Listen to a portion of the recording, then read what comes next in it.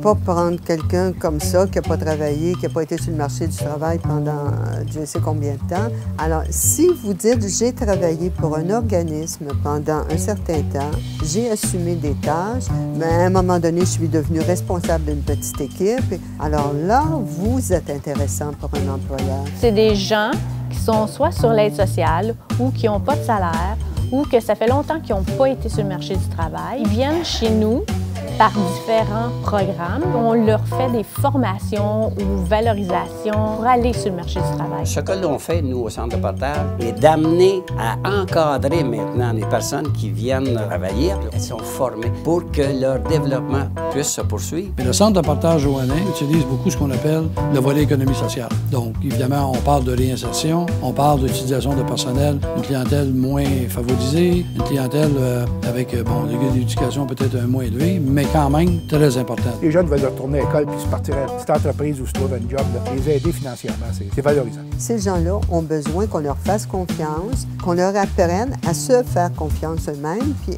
pour ça, il faut évaluer ça graduellement. Il faut avoir des personnes en charge qui gèrent ça également. Et alors, pour une personne que ça fait 10 ans qu'elle n'a pas été sur le marché du travail, des fois, il manque de confiance, mais le fait de transiger par nous, ça leur redonne confiance, les revalorise, puis après, ils se sentent outillés, en fait, pour aller sur le marché du travail. C'est important pour la personne qui peut se valoriser à travers une activité dont nous sommes un petit peu là, les leaders. Cette personne-là sort de chez elle. Elle retrouve la réalité de tous les jours. Sinon, elle demeure chez elle, elle n'est pas impliquée.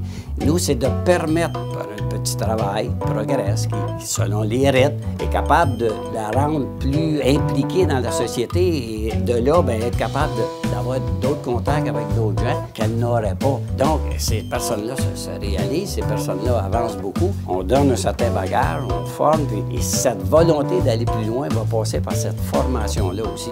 De toute façon, j'ai toujours posé la question suivante. À quel âge on veut prendre la facture? Okay? Quand on parle d'un tissu social, là, il y a une facture. 0,5 ans, 5 à 12, 12-18 ou après ça, un peu plus tard. Et ça amène toutes sortes de problématiques. Donc, si on ne veut pas voir des gens dans la rue, si on ne veut pas voir d'itinérants, si on veut être capable de tendre la main, à un moment donné, il ne faut pas avoir de préjugés, mais plutôt avoir une ouverture. Ce qu'on retrouve sur nos étagères, à coût dérisoire, mais c'est tous ces petits coûts-là qui nous permettent d'aider, de former et d'amener des gens à la réalité quotidienne. Et les gens, je crois, qui ne connaissent pas encore notre vraie mission.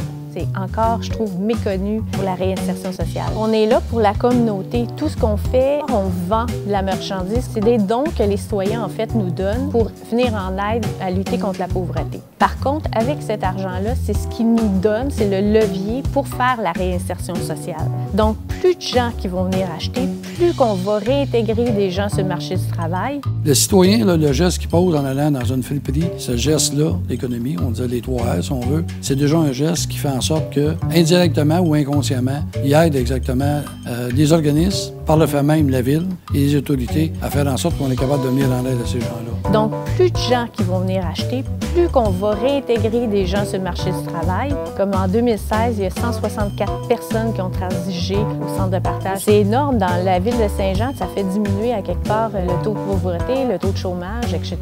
C'est beaucoup, qu'est-ce qu'on fait, je trouve.